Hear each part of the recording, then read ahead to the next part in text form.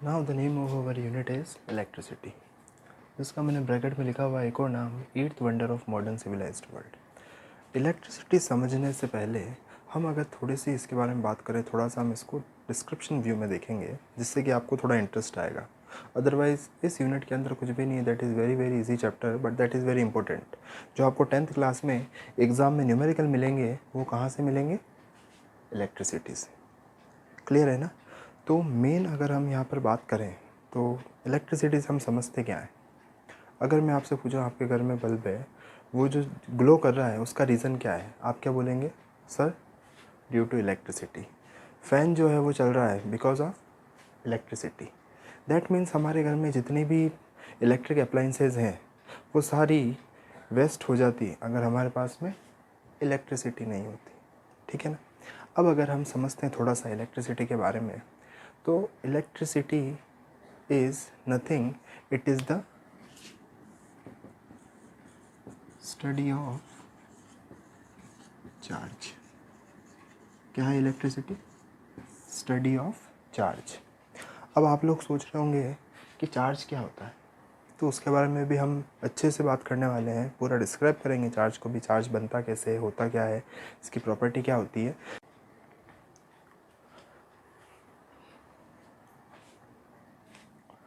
अब अगर हम डिस्कवरी ऑफ इलेक्ट्रिसिटी की बात करते हैं, है ना, तो ये कुछ बात है 600 BC की। BC मतलब बिफोर क्रिस्ट। 600 BC की बात है, जिस समय एक ग्रीक मैन था, तो उसे एक एम्बर नाम की मटेरियल मिला, जिसमें उसको जैसे ही उसने रब किया तो उसको वहाँ पे उसकी क्या नज़र आई? Attractive property. अट्रैक्टिव प्रॉपर्टी मतलब आप समझते हैं कि अगर ये मार्कर है और मेरा हाथ अगर इसको अट्रैक्ट कर रहा है तो ये ऐसे जाएगा। That is called as attractive property. तो इस एम्बर जो मटेरियल था, इसने क्या करा? उसको अट्रैक्टिव प्रॉपर्टी शो करी उस ग्रीक मैन को। ठीक है ना? तो यहाँ से फर्स्ट टाइम पता चला कि जब भी हम किसी भी चीज़ को रब करते हैं, किसी भी चीज़ को रब करते हैं, तो उसके अंदर कुछ होता है ऐसा, वो हमको भी पता चलने वाला है कि उसमें क्या नज़र आता है? मेरे को अट्रैक्टिव प्रॉपर्टी नज़र आती है। क्लियर है ना? तो क्या करा उसने, जैसे ही इस एम्बर मटेरियल को उसने क्या करा? रब किया, तो उसको उसने क्या शो करी? वहाँ पे अट्रैक्टिव प्रॉपर्टी को शो किया। अब अगर मैं एग्जांपल की बात करूँ, तो आप लोगों ने बचपन में जो मीटर स्केल होता है उसको रब किया होगा। रब करते ही आपको नज़र आया होगा कि जो पीसेस ऑफ पेपर हैं उसको उसने क्या कर लिया है? अट्रैक्ट कर लिया है। तो वही बात यहाँ पे हो रही है। तो ये सबसे पहले किसको नज़र आया था? ग्रीक मैन को नज़र आया था। कब? नियरली 600 BC में। फिर कुछ टाइम इसमें और थोड़ी क्या होती रही? प्रोग्रेस हुई। फिर सर विलियम गिलबर्ट नाम का एक साइंटिस्ट था, तो इनको और फिर नज़र आया कि जैसे ही ग्लास रोड को इन्होंने रब किया, किसके साथ? सिल्क के साथ, तो इस ग्लास रोड ने भी क्या शो किया? अट्रैक्शन। क्या शो किया? अट्रैक्शन। क्लियर है ना? तो मतलब ऐसे आगे से आगे इलेक्ट्रिसिटी लोगों को नज़र आने लगी। ठीक है? अब इलेक्ट्रिसिटी मतलब स्टडी ऑफ चार्ज। अब चार्ज जो है वो अपन भी पढ़ने वाले हैं। अभी अपन सिर्फ और सिर्फ क्या बात कर रहे हैं कि इलेक्ट्रिसिटी की डिस्कवरी कैसे हुई है, कि सबसे पहले दुनिया में जब पता चला इलेक्ट्रिसिटी के बारे में, तो इन सब से पता चला कि इलेक्ट्रिसिटी होती क्या है। फिर से एक बार देखते हैं कि ग्रीक मैन था, उसको सबसे पहले एम्बर नाम का जो मटेरियल था उसने अट्रैक्टिव प्रॉपर्टी शो की। फिर धीरे धीरे इसके अंदर और क्या हुआ? प्रोग्रेस हुई फील्ड के अंदर। तो फिर जब एक सर विलियम गिलबर्ट नाम के जो साइंटिस्ट थे, उन्होंने क्या करा? एक ग्लास रोड ली। ग्लास रोड को क्या करा? सिल्क का जो क्लॉथ होता है उसके साथ क्या करा? उन्होंने रब करा। तो रब किया तो उसने भी क्या शो करा? इलेक्ट्रिसिटी की प्रॉपर्टी को। सर इलेक्ट्रिसिटी की प्रॉपर्टी को आप अट्रैक्शन और रिपल्शन क्यों कहते हैं? कि मैं इसलिए कहता हूँ क्योंकि इलेक्ट्रिसिटी का मतलब ही क्या है? अट्रैक्शन। अपोजिट नेचर को क्या करना? अट्रैक्ट करना। तो यहाँ पे नॉर्मली इसने क्या करा? अट्रैक्शन प्रॉपर्टी को शो किया, और उसके बाद इन्होंने क्या बोला? ग्लास रोड क्या होती है मेरी? पॉजिटिव होती है। ठीक है? अभी पॉजिटिव क्या है ये पूरी बात अपन आगे करने वाले हैं। अभी सिर्फ और सिर्फ इस तरीक़ों से पता लगाने की कोशिश की गई कि डिस्कवरी ऑफ इलेक्ट्रिसिटी होती क्या है। क्लियर है ना बात? अब अपन आने वाले हैं next very very important electric charge, जो कि अपने इस यूनिट के अंदर बहुत इंपॉर्टेंट है। अगर हम इसको नहीं समझते हैं तो ना तो हमको करंट समझ में आने वाला है, ना हमको रेजिस्टेंस समझ में आएगा, और ना ही हमको पोटेंशियल समझ में आएगा। तो उसी के हिसाब से आप लोग समझ सकते हैं कि इलेक्ट्रिक चार्ज क्या है। वेरी वेरी इंपॉर्टेंट है। किसके लिए? इस चैप्टर के लिए। ठीक है ना? अब अगर हम बात करते हैं इलेक्ट्रिक चार्ज की, तो चार्ज आपके लिए नया वर्ड नहीं है, आप पहले भी इसको सुन के आए हैं, बचपन में भी सुना होगा आपने। और मेनली कब सुना होगा, जब रिमोट में आप लोगों ने सेल डाले होंगे। जैसे ही रिमोट में आप सेल डालते हैं तो वहाँ पे आप पॉजिटिव टर्मिनल के आगे पॉजिटिव लगाते हैं और नेगेटिव के यहाँ पे नेगेटिव डालते हैं। वहाँ पे आपने फर्स्ट टाइम चार्ज को देखा था। अब यहाँ पे अपन बेसिक लेवल में एंटर कर रहे हैं कि चार्ज होता क्या है। तो उसके लिए समझना इलेक्ट्रिक चार्ज। इस इलेक्ट्रिक चार्ज को समझने से पहले हमको जाना पड़ेगा थोड़ा सा कहाँ पर, केमिस्ट्री में। केमिस्ट्री में हम बोर्स पोस्टुलेट ऑलरेडी पढ़ के आए हैं। तो बोर्स पोस्टुलेट को एक बार थोड़ा सा हम क्या करते हैं, देखते हैं, और उससे फिर हम आएंगे कहाँ पर, हमारे इलेक्ट्रिक चार्ज पे। According to Bohr, centre there is a nucleus. और ये बात हम अच्छे से जानते हैं कि न्यूक्लियस के अंदर कौन होता है, protons, and second one is neutrons. ये बात हमको ऑलरेडी पता है। प्रोटॉन का चार्ज क्या होता है, पॉजिटिव, और न्यूट्रॉन का चार्ज क्या होता है, नेगेटिव। सॉरी, न्यूट्रॉन इज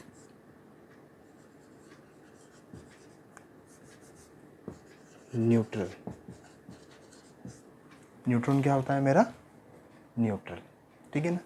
और इसके ऊपर शेल्स बनी हुई होती है जिसमें हमको पता है कौन होता है, इलेक्ट्रॉन्स। इलेक्ट्रॉन्स जिसको हम शॉर्ट फॉर्म में कैसे शो करते हैं, ई और सुपरस्क्रिप्ट में माइनस, जिसका चार्ज क्या होता है, नेगेटिव। ये बात हम अच्छे से जानते हैं। फिर यहाँ पे आप लोगों ने एक चीज़ और पढ़ी होगी कि कोई भी एलिमेंट, मेटल, नॉन रिएक्टिव कब होता है, जब उसमें number of proton is equals to number of electron हो जाए। That means positive is equals to negative. इसी एग्जाम्पल को अगर अपन समझते हैं, इसी के हिसाब से अब अगर हम चार्ज को समझने की कोशिश करें तो कैसे समझते हैं वो समझना। For example, you have two bodies, body number A and body number B, ठीक है ना। तो अगर ये दोनों नॉन रिएक्टिव है, या फिर according to our physics, according to our electricity, neutral है। न्यूट्रल मीन्स न तो किसी के पास जा रही है, ना ही अट्रैक्ट हो रही है, और ना ही रिपेल हो रही है। तो फॉर एग्ज़ाम्पल इसमें 20 electrons and 20 protons. For example initial stage में क्या है, 20 इलेक्ट्रॉन्स एंड 20 प्रोटॉन्स है। उसी तरीके से इसमें 30 इलेक्ट्रॉन्स हैं and 30 protons. That means here negative is equals to positive. Negative charge कितने हैं यहाँ पे टोटल, 20, और पॉजिटिव भी कितने हैं, 20। और यहाँ पे अगर बात करें तो 30 इलेक्ट्रॉन्स एंड 30 प्रोटॉन्स। मतलब in this stage it is electrically neutral, both are electrically neutral. But किसी भी तरह से अगर इस ए से बी के अंदर 2 इलेक्ट्रॉन्स चले जाएं, कितने इलेक्ट्रॉन चले गए ए से बी में, 2 इलेक्ट्रॉन्स, तो यहाँ पर क्या हो गया है, -2। दैट मीन्स अब इसके पास कितने इलेक्ट्रॉन रह गए हैं, 18 इलेक्ट्रॉन्स। और 2 इलेक्ट्रॉन्स गए कहाँ हैं, बॉडी बी में। दैट मीन्स यहाँ पे क्या हो गया है, +2। इसके पास कितने इलेक्ट्रॉन हो गए हैं, 32 इलेक्ट्रॉन्स। अब अगर समझने की बात करते हैं अपन यहाँ पे, तो ए के अंदर फिर से अपन देखते हैं, अब इलेक्ट्रॉन्स कितने हैं इसके पास में, 18, प्रोटॉन कितने, 20। दैट मीन्स 18 इलेक्ट्रॉन के साथ में 18 प्रोटॉन तो क्या कर देंगे, अपने चार्ज को कैंसिल कर देंगे। बच क्या जाएगा, 2 प्रोटॉन्स। अब यहाँ की बात करते हैं तो यहाँ पे 32 तो इलेक्ट्रॉन्स है और 30 प्रोटॉन्स है। 30 प्रोटॉन 30 इलेक्ट्रॉन्स के साथ क्या कर देंगे, चार्ज कैंसिल कर देंगे। बच क्या जाएगा, 2 इलेक्ट्रॉन्स। दैट मीन्स प्रोटॉन्स मतलब पॉजिटिव, मतलब इस इलेक्ट्रॉन को देने के बाद में मेरा ए क्या बन चुका है, पॉजिटिव, और मेरा बी क्या बन चुका है, नेगेटिव। समझ में आ रही है बात। तो ये जो पॉजिटिव और नेगेटिव चार्ज आप लोग बोलते होंगे केमिस्ट्री में कि इलेक्ट्रॉन दिया तो वो पॉजिटिव हो गया, इलेक्ट्रॉन लिया तो वो नेगेटिव हो गया। तो उसका रीज़न क्या होता है? यही रीज़न होता है कि जब भी कोई बॉडी अर्थ में से अपन निकाल रहे हैं, कोई भी मेटल अपन अर्थ से एक्सट्रैक्ट कर रहे हैं, तो उसके अंदर जो कंडीशन है वो किसकी है? इलेक्ट्रिकली न्यूट्रल की है। पर जैसे ही वहाँ पे कोई भी रिएक्शन होता है, कोई भी रबिंग होती है, तो वहाँ पे इलेक्ट्रॉन्स क्या हो जाते हैं? ट्रांसफ़र हो जाते हैं एक बॉडी से दूसरी बॉडी में। जैसे ही इलेक्ट्रॉन मेरा ट्रांसफ़र होगा, तो शुरुआत में तो वो किसके बराबर था? प्रोटॉन के। बट अब इलेक्ट्रॉन ट्रांसफ़र हो गया है तो वहाँ पे इलेक्ट्रॉन का क्या हो गया है? डेफिशिएंसी आ गई है। और जिस भी बॉडी में गया है वहाँ पे भी प्रोटॉन के बराबर रहता होगा, बट नया इलेक्ट्रॉन वहाँ पे आ गया है तो वहाँ पे कौन ज़्यादा हो गया है? इलेक्ट्रॉन्स। क्लियर है ना? तो इसी बेसिस पे मैं किसी भी बॉडी को पॉजिटिव बोलता हूँ या नेगेटिव बोलता हूँ। क्लियर है? अब इसको अगर समझने की कोशिश करें अपन, तो मैंने आप लोगों ने देखा होगा, मैंने यहाँ पे सिर्फ और सिर्फ हमेशा ट्रांसफ़र किसको किया है? इलेक्ट्रॉन को। क्यों मैं प्रोटॉन को नहीं कर सकता था क्या? क्यों रबिंग करते टाइम प्रोटॉन ट्रांसफ़र नहीं हो सकता है क्या? नहीं हो सकता है। क्यों नहीं हो सकता है? बिकॉज वो कहाँ पर है? न्यूक्लियस के अंदर है। यहाँ से मैं प्रोटॉन को बाहर नहीं निकाल सकता हूँ। हाँ, इलेक्ट्रॉन जो बाहर शेल्स में फ्रीली मूव कर रहा है, यहाँ से मैं इलेक्ट्रॉन्स को निकाल सकता हूँ। अब इलेक्ट्रॉन जो फ्रीली मूव कर रहा है, इसके भी आगे दो कंडीशन है कि किसके अंदर ये फ्रीली मूव कर लेगा, किसके अंदर ये जहाँ है वहाँ का वहीं रह जाएगा, वो भी अपन आगे देखने वाले हैं। अभी सिर्फ और सिर्फ अपन ने ये समझा है कि इलेक्ट्रिक चार्ज बना कैसे है, इलेक्ट्रिक चार्ज कैसे कहीं पर पॉजिटिव होता है, कैसे कहीं पर नेगेटिव होता है, अगर कहीं पर पॉजिटिव है तो क्यों है, अगर कहीं पर नेगेटिव है तो क्यों है। अब दूसरी चीज़, यहाँ पे अपन ने इसको बोला है इलेक्ट्रिक चार्ज। क्यों सिर्फ चार्ज नहीं बोल सकते थे? चार्ज की डेफिनेशन भी अपन अभी देखने वाले हैं क्या होती है। पर यहाँ पे जो वर्ड आगे इलेक्ट्रिक लग रहा है, तो इसका रीज़न भी क्या है? जो हमने डिस्कवरी ऑफ इलेक्ट्रिसिटी में बात की थी एक मटेरियल की, दैट वाज एम्बर। इस एम्बर का जो ग्रीक मीनिंग होता है वो क्या होता है? Electron. ELEKTRON। That is Y electricity, electric charge, electric current, ये सब इलेक्ट्रिक वर्ड इस वजह से ही आया है बिकॉज जो फर्स्ट एम्बर मिला था 600 BC के अंदर, वो उसका जो ग्रीक नेम है वो क्या है? इलेक्ट्रॉन है। अब बात करते हैं अपन इलेक्ट्रिक चार्ज की, है ना। अभी तक हमने देखा इलेक्ट्रिक चार्ज बनता कैसे है, पॉजिटिव चार्ज क्या होता है, नेगेटिव चार्ज क्या होता है। बोर्स पोस्टुलेट का यूज़ करते हुए हमने पता लगाया कि इलेक्ट्रॉन ही क्यों ट्रांसफ़र होता है, प्रोटॉन क्यों नहीं होता है। अब हम थोड़ा वर्बली समझते हैं इलेक्ट्रिक चार्ज होता क्या है। तो सबसे पहले एक्सेसिव इलेक्ट्रॉन्स और deficiency of electron is called electric charge. अब एक्सेसिव इलेक्ट्रॉन का मतलब क्या हो गया? जैसे मैंने एग्जांपल लिया था A body and B body, एक तरफ इलेक्ट्रॉन कम हो गया था, एक तरफ इलेक्ट्रॉन बढ़ गया था। इसी वजह से बॉडी मेरी क्या बनी थी? पॉजिटिव और नेगेटिव। जब तक इलेक्ट्रॉन का कमी नहीं हुई थी, ना इलेक्ट्रॉन ज़्यादा हुआ था कहीं पे, जब तक क्या था? वो न्यूट्रल था। पर जैसे ही इलेक्ट्रॉन बढ़ गया या कम हो गया, तो उस वजह से वो बॉडी क्या हो गई मेरी? इलेक्ट्रिकली चार्ज हो गई, पॉजिटिव हो गई और नेगेटिव हो गई। That means electric charge mean to say there should be excessive of electrons और डेफिशिएंसी ऑफ इलेक्ट्रॉन। दूसरी डेफिनेशन की अगर हम बात करते हैं, तो that is fundamental property of matter due to which matter faces electric force, that is attraction and repulsion. कहने का मतलब क्या हुआ कि जैसे कि आप लोगों ने 9th में पढ़ा होगा ग्रेविटेशन फोर्स। तो ग्रेविटेशन फोर्स किसके पास होता है? जिसके पास मास होता है। और मास भी क्या है? एक फंडामेंटल प्रॉपर्टी है कि जितनी भी दुनिया के अंदर मैटर है, सब में क्या है? मास है। और यूनिवर्सल लॉ ऑफ ग्रेविटेशन के हिसाब से सभी जने क्या फेस करते हैं? Gravitational force. उसी तरीके से चार्ज भी क्या है मेरा? एक फंडामेंटल प्रॉपर्टी है। फंडामेंटल मतलब बेसिक। आपको बोलते हैं ना कि आपके मैथ्स के फंडे क्लियर नहीं है, फंडे मतलब basic.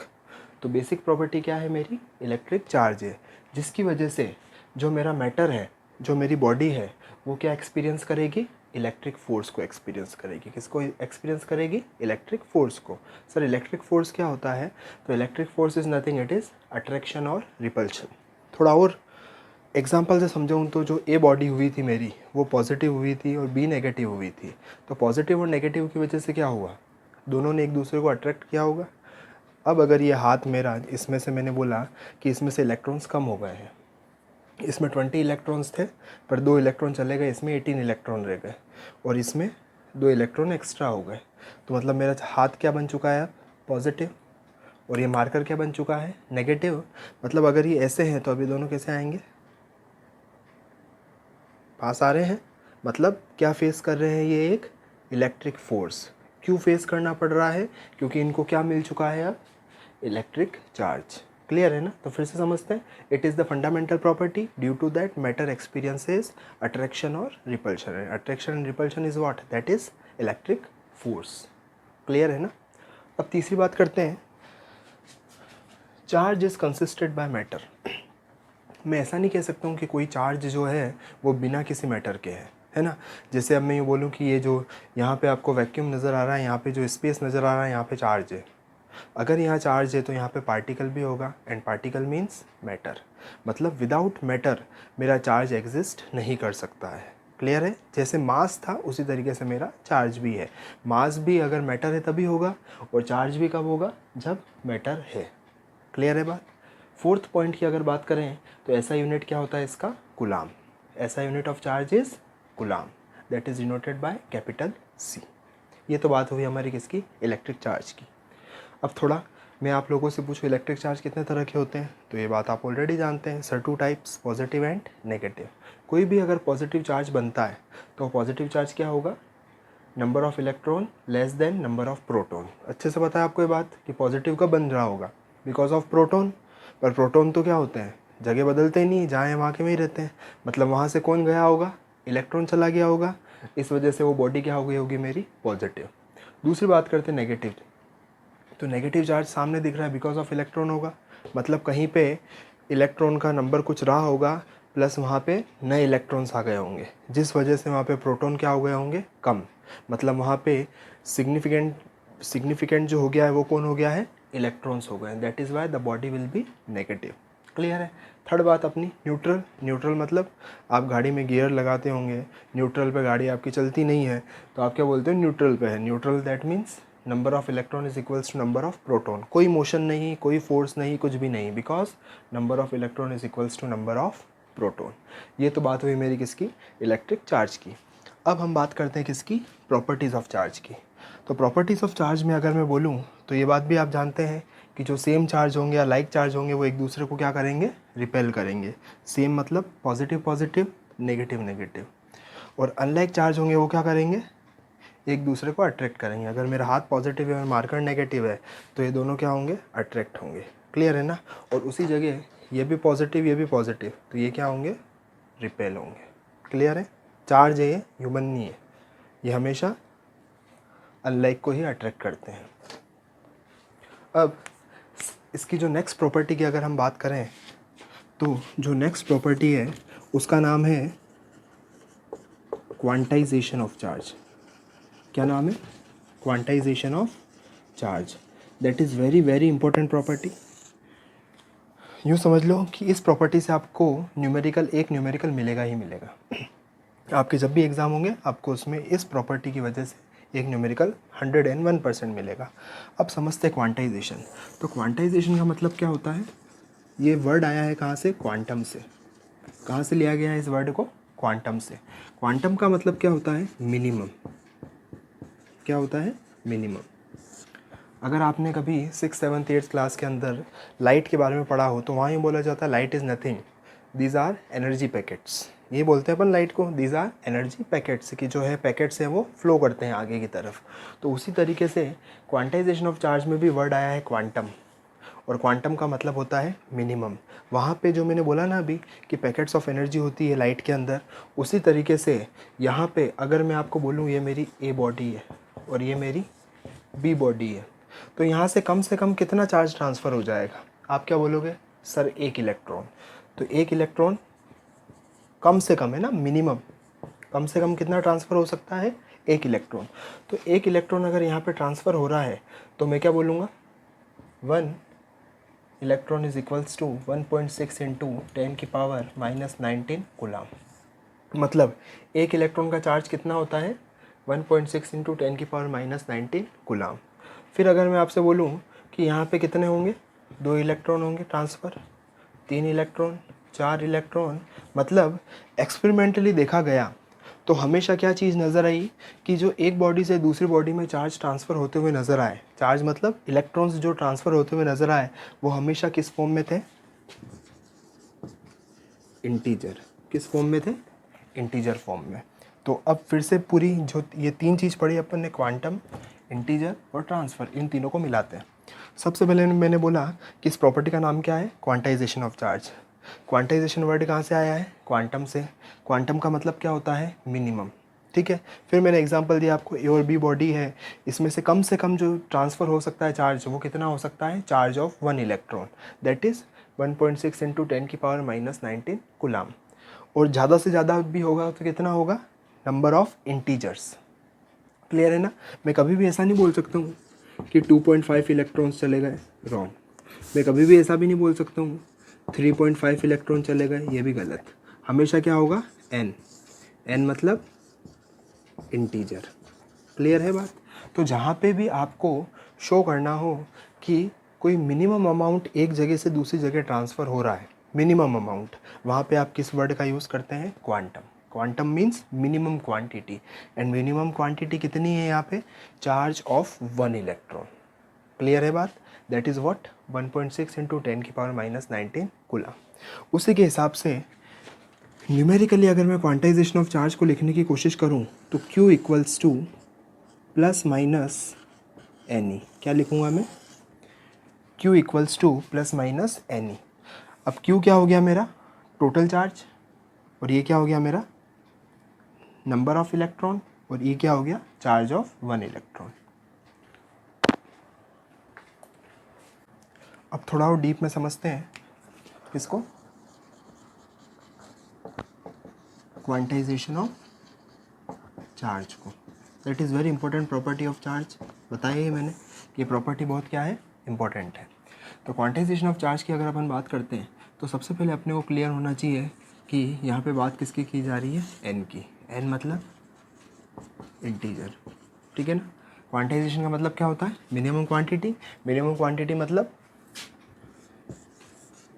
A body, B body, यहाँ से यहाँ गया तो 1 इलेक्ट्रॉन, 2 इलेक्ट्रॉन, 3 इलेक्ट्रॉन, या फिर n इलेक्ट्रॉन।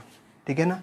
तो हमेशा एक बॉडी से दूसरी बॉडी में जो ट्रांसफ़र होगा चार्ज का, वो हमेशा किस फॉर्म में होगा? इंटीजर की फॉर्म में होगा। Integer means minimum quantity. Minimum quantity कितनी है यहाँ पे? 1 इलेक्ट्रॉन। 1 इलेक्ट्रॉन का चार्ज जो है वो मिनिमम है। मिनिमम के लिए यहाँ पे क्या वर्ड यूज़ किया अपन ने? क्वांटाइजेशन। क्लियर है? अब अगर अपन इसकी डेफिनेशन समझने की कोशिश करें तो according to this property, when charge is transferred from one body to another, then it will always in the form of integer. Clear है ना? किस पे ज़्यादा फोकस करना है? इन the form of integer. Clear है? अब मैं आपको बोलता हूँ एक मार्कर है, ठीक है, इसके अंदर कहीं से कितने आए? 25 इलेक्ट्रॉन आए। कितने आए? 25 इलेक्ट्रॉन। तो मैं आपसे पूछूंगा बताओ इसका टोटल चार्ज कितना है? आप क्या बोलोगे? सर 1 इलेक्ट्रॉन का चार्ज बता दो आप। हम 25 का निकाल लेंगे। वही बात,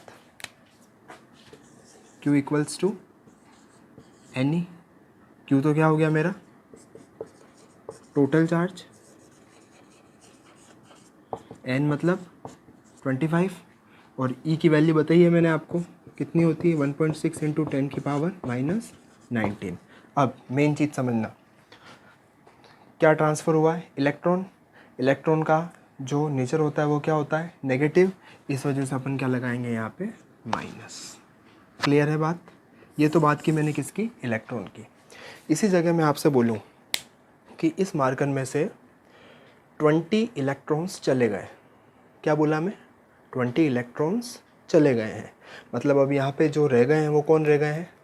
ज़्यादा प्रोटॉन्स। फॉर एग्ज़ाम्पल इसमें 100 इलेक्ट्रॉन्स थे, 100 प्रोटॉन्स थे शुरुआत में, और 20 प्रोटॉन्स कहाँ चले गए? 20 इलेक्ट्रॉन्स बाहर निकल गए। तो बच कितने गए हैं यहाँ पे? आप लिख के देखते हैं अपने ना। ये एक बॉडी है, शुरुआत के अंदर इसमें 100 इलेक्ट्रॉन्स है और 100 प्रोटॉन्स है। ठीक है। किसी दूसरी बॉडी में यहाँ से 20 इलेक्ट्रॉन्स चले गए। अब यहाँ पे रह कितने गए हैं? 80 इलेक्ट्रॉन्स। और प्रोटॉन तो कितने हैं, 100 ऑलरेडी है ही, क्योंकि प्रोटॉन तो जाते ही नहीं कहीं पे भी, वहाँ है आपके वहीं रहेंगे। अब अगर मैं आपसे पूछूं तो 80 इलेक्ट्रॉन पेयर बना लेंगे किसके साथ, 80 प्रोटॉन के साथ, तो बच कौन जाएंगे, 20 प्रोटॉन्स। मतलब ये जो बॉडी है इसका जो चार्ज होगा वो क्या होगा, पॉजिटिव। ठीक है, अब अगर अपन इसको समझने की कोशिश करें तो Q इक्वल्स टू एन ही फॉर्मूला, Q का मतलब टोटल चार्ज, N की जगह क्या हो जाएगा 20। अब आप बोलेंगे सर क्या प्रोटॉन का चार्ज भी सेम होता है क्या, जी हाँ बिल्कुल सेम होता है। जैसे इलेक्ट्रॉन का चार्ज होता है 1.6 इंटू 10⁻⁻19 माइनस में, उसी तरीके से मेरे एक प्रोटॉन का चार्ज कितना होता है 1.6 इंटू 10⁻⁻19 गुलाम, आगे क्या लग जाता है प्लस। तो यहाँ पे क्या हो जाएगा 1.6 इंटू 10⁻⁻19 गुलाम, और आगे क्या आएगा प्लस, क्या आएगा आगे प्लस। तो this is called as quantization of charge. Very important property कि आपको दे दिया जाता है, इसमें न्यूमेरिकल जो आता है वो किस टाइप से आता है कि आपके पास एक बॉडी है, वहाँ से 20 इलेक्ट्रॉन्स ट्रांसफ़र हो गए या फिर 20 इलेक्ट्रॉन्स एंटर हो गए, तो बताओ टोटल चार्ज कितना हुआ, प्रोटॉन्स का नंबर इतना था। क्लियर है ना बात। और जब अगर अपन करंट पढ़ लेंगे तो करंट के लिए भी वो निकालने के लिए जो वैल्यू देता है अपने को, तो साथ में वो कहाँ पे अपने को कंफ्यूज कर देता है, क्वांटाइजेशन ऑफ चार्ज में। तो उस हिसाब से मेरी क्वांटाइजेशन ऑफ प्रॉपर्टी क्या है, बहुत इंपॉर्टेंट है। एक बार फिर से फास्ट रिवीजन इस प्रॉपर्टी का, क्योंकि बहुत इंपॉर्टेंट है। क्वांटाइजेशन ऑफ चार्ज मतलब moving of charges in the form of integers, charges means electrons, ठीक है ना। That is why Q equals to plus minus N E. Plus minus क्यों लगाया मैंने, क्योंकि अगर प्रोटॉन ट्रांसफ़र हुए हैं तो प्लस और इलेक्ट्रॉन हुए हैं तो माइनस। ठीक है, अब मैंने वर्ड यूज़ किया प्रोटॉन ट्रांसफ़र हुए हैं, प्रोटॉन ट्रांसफ़र नहीं होते हैं, पर अगर इलेक्ट्रॉन हो गए हैं तो हमारे कौन जाएगा, प्रोटॉन एक्स्ट्रा रह जाएंगे, तो मैं किसका यूज़ करूँगा, प्लस का। और नेगेटिव के लिए क्या है, इलेक्ट्रॉन्स। क्लियर है बात। फिर ये तो पूरा एग्जाम्पल है आपके पास, तो ये था मेरा क्या, क्वांटाइजेशन ऑफ चार्ज। अब आगे हम देखने वाले हैं क्या, इलेक्ट्रिक करंट। अब हम बात कर रहे हैं किसकी, इलेक्ट्रिक करंट की। दैट इज़ डिनोटेड बाय आई। नाम से आपको पता चल रहा है इलेक्ट्रिक करंट, है ना। तो इलेक्ट्रिक करंट नॉर्मली अगर हम बात करते हैं करंट वर्ड पे जाते हैं, पहले इलेक्ट्रिक करंट तो हमको रीज़न पता ही है, that is due to Greek word amber, that means electron and electron, that is why here electric current. Current means आपने देखा होगा ओशियंस में जो वेव आती है हम उसको क्या बोलते हैं, ओशन करंट्स। मतलब एक कहीं पे भी मेरे को फ़्लो होता हुआ नज़र आता है, आपको कहीं पे भी फ़्लो न होता हुआ नज़र आए, कहीं पे जो लिक्विड है वो फ़्लो कर रहा है, क्लियर है ना, तो उसको अपन किस नाम से जानते हैं, करंट। तो जब भी आपके इलेक्ट्रॉन्स, और अगर मैं इलेक्ट्रॉन्स को पूरा मिला के बोलूँ तो चार्जेस, जब भी आपके चार्जेस किसी भी बॉडी के अंदर फ़्लो करेंगे तो हम उसको किस नाम से जानेंगे, इलेक्ट्रिक करंट। क्लियर है ना बात। इसी वजह से इसकी डेफिनेशन क्या बन के आई है मेरी, flow of charge per unit time. ठीक है, मतलब कितना चार्ज फ्लो हुआ पर्टिकुलर टाइम में, that is called as electric current. फिर सर हमको पर यूनिट टाइम लगाने की इच्छा नहीं है, तो हम क्या करें, आप नई डेफिनेशन लिख सकते हैं, rate of flow of charge. Rate का मतलब अपने आप में क्या होता है, पर यूनिट टाइम। क्लियर है ना, आपकी इच्छा हो तो ये डेफिनेशन लिखिए, आपकी इच्छा हो तो ये लिखिए, rate of flow of charge is also electric current and flow of charge per unit time is also electric current. Clear है। फिर ऐसा यूनिट क्या होती है इसकी, एम्पियर। ठीक है, जानती होंगे आप, मोबाइल खरीदते हैं बैटरी 50 mAh की बैटरी है, बोलते हैं ना कि 3500 mAh की बैटरी है, तो उसमें जो ए है वो क्या है, एम्पियर है। ठीक है, वो भी थोड़ी अलग फिज़िक्स है, उसमें mAh मतलब पावर की बात करते हैं अपन, पर ए आया है तो थोड़ा सा सोचा बता दूँ। वापस अपने टॉपिक पे आते, दैट इज़ ऐसा यूनिट कितनी है अपनी, एम्पियर है। ठीक है, जिसको डिनोट किससे करते हैं अपन, कैपिटल ए से। अब अगर एग्ज़ाम में या तो आपको फॉर्मूला याद रह जाए या आपको डेफिनेशन याद रह जाए, अगर आपको डेफिनेशन भी याद रह जाती है तो भी आप क्या कर सकते हैं, उससे फॉर्मूला करंट का बना सकते हैं। कैसे बना सकते हैं, कोई भी चीज़ होती है पर यूनिट, कहीं पर भी पर यूनिट वर्ड आपको नज़र आए, मतलब वो किसकी बात कर रहा होगा, पर यूनिट के बाद की बात तो क्या हो गई, डिनोमिनेटर की, और पहले की बात क्या हो गई, न्यूमरेटर।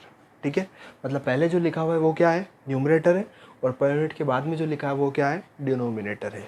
तो वही मेरी डेफिनेशन से फॉर्मूला बन गया। क्यू मतलब फ्लो ऑफ चार्ज, टी मतलब पर यूनिट टाइम। तो आपका जब भी फ्लो होगा चार्ज पर्टिकुलर टाइम में, उसको हम किस नाम से जानेंगे, करंट से, that is charge per unit time. ठीक है, अब इसको अपन एक एग्जांपल लेके समझते हैं कि कहीं पे भी कोई भी एक सर्किट है, सर्किट क्या होता है वो आगे देखने वाले हैं अपन। कहीं पे भी कोई भी एक सर्किट है, वहाँ पे 20 कूलम चार्ज फ्लो हुआ है, कितनी देर के लिए, 2 सेकंड के लिए। और एक और बॉडी है या एक और सर्किट है जहाँ पे 20 कूलम चार्ज हुआ है, कितने के लिए, 10 सेकंड के लिए। तो मैं आप लोगों से पूछूं, बताओ इसमें करंट ज़्यादा आ जाएगा या इसमें करंट ज़्यादा आ जाएगा। तो लगाते हैं, फॉर्मूला लगाते हैं अपना, I = Q/T। फर्स्ट वाली कंडीशन के हिसाब से क्या हो जाएगा, 20/2 that is equals to 10 ampere. ठीक है, और सेकंड वाली कंडीशन की बात करूँ तो I = Q/T 20/10 कितना हो गया, 2 एम्पियर। मतलब आपको सामने नज़र आ रहा है कि अगर चार्ज की वैल्यू ज़्यादा है और टाइम कम है, मतलब current will be high. Clear है ना। और अगर टाइम ज़्यादा है और करंट जो चार्ज है मेरा वो उतना का उतना ही है, तो मेरे को करंट कितना मिला है, 2 एम्पियर का। टाइम कितना है यहाँ पे, 10 सेकेंड। चार्ज कितना है, 20 कूलाम, तो कितना आया, 2 एम्पियर। यहाँ पे 20 कूलाम है और टाइम बहुत कम है, कितना है, 2 सेकेंड है, तो आपकी करंट की वैल्यू क्या हो गई, ज़्यादा आ गई। तो इस हिसाब से अपन ऐसा बोल सकते हैं, I is inversely proportional to 1/T।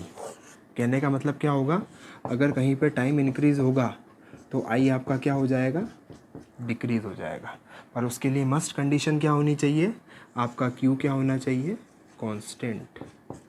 According to mathematics, अगर आपको किसी भी इक्वेशन में, किसी भी फॉर्मूले में जहाँ पर 3 वेरिएबल हों, उनमें आपको किन्हीं 2 वेरिएबल के बीच का रिलेशन देखना हो कि डायरेक्टली प्रोपोर्शनल है या इन्वर्सली प्रोपोर्शनल है, तो आपको एक को क्या मानना होता है वहाँ पर, कांस्टेंट। क्लियर है। तो अपन ने यहाँ पे किसको माना है, कांस्टेंट, Q को। क्लियर है बात मेरी। तो उस हिसाब से I is inversely proportional to 1/T। ठीक है, अब बात करते हैं अपन डायरेक्शन ऑफ इलेक्ट्रिक करंट। अब यहाँ पे एक बहुत अच्छा कंसेप्ट निकल के आता है कि सर आप बात कर रहे हो डायरेक्शन ऑफ इलेक्ट्रिक करंट की, किसकी बात कर रहे हो आप, डायरेक्शन ऑफ इलेक्ट्रिक करंट की। तो क्या मेरा करंट वेक्टर क्वांटिटी होता है या स्केलर होता है। भले ही मेरा करंट डायरेक्शन लेके चलता है, भले मेरा डायरेक्शन चाहिए करंट को, but current is a scalar quantity. Reason क्या है इसका, कि current is direction dependent, current is direction dependent, but it does not follow the vector addition law. Vector addition law क्या होता है, आप लोग 11th में देखेंगे अगर आप लोगों ने साइंस ली तो। मतलब ये होता है उसका कि अगर कोई भी क्वांटिटी दुनिया में वेक्टर है तो उसको 2 कंडीशन को सेटिस्फाई करना होता है। पहली कंडीशन डायरेक्शन डिपेंडेंट होनी चाहिए, दूसरी वेक्टर लॉ ऑफ एडिशन को वो फॉलो करनी चाहिए। तो करंट मेरा डायरेक्शन डिपेंडेंट तो है, but vector law of addition को ये फॉलो नहीं करता है। इस वजह से मेरा इलेक्ट्रिक करंट क्या है, एक स्केलर क्वांटिटी है। स्केलर का मतलब आप जानते ही हैं, स्केलर का मतलब वो क्वांटिटीज़ जिनको रिप्रेजेंट करने के लिए हमको डायरेक्शन की ज़रूरत नहीं होती है, ओनली हमको क्या चाहिए होता है, मैग्नीट्यूड। ठीक है, अब अपन आते हैं डायरेक्शन ऑफ करंट पे। तो डायरेक्शन ऑफ करंट के लिए अपन क्या बोलते हैं, अगर मैं बोलता हूँ यहाँ पे कि ये एक बॉडी है मेरी, ठीक है, यहाँ से इलेक्ट्रॉन इधर जा रहा है, ठीक है, मतलब इलेक्ट्रॉन का डायरेक्शन ये हो गया, ठीक है। तो हमेशा करंट का डायरेक्शन क्या होगा, ये वाला, just opposite to the electron. तो direction of current is what, opposite to the motion of electrons. Clear है बात। तो अगर आपसे कोई भी पूछता है कि on the basis of direction of electron what will be the direction of current, then you will say what, कि opposite to the motion of electron. तो क्या सर करंट का एक ही डायरेक्शन होता है, नहीं। ये तो हमने किसके एस्पेक्ट में बताया, मोशन ऑफ इलेक्ट्रॉन के। जब आगे हम पोटेंशियल डिफरेंस पढ़ने वाले हैं, मतलब वोल्टेज पढ़ने वाले हैं, तो हम वहाँ पे एक तरीका और निकालेंगे डायरेक्शन ऑफ करंट का, ठीक है ना। तो ये सारा अपना क्या हुआ, इलेक्ट्रिक करंट।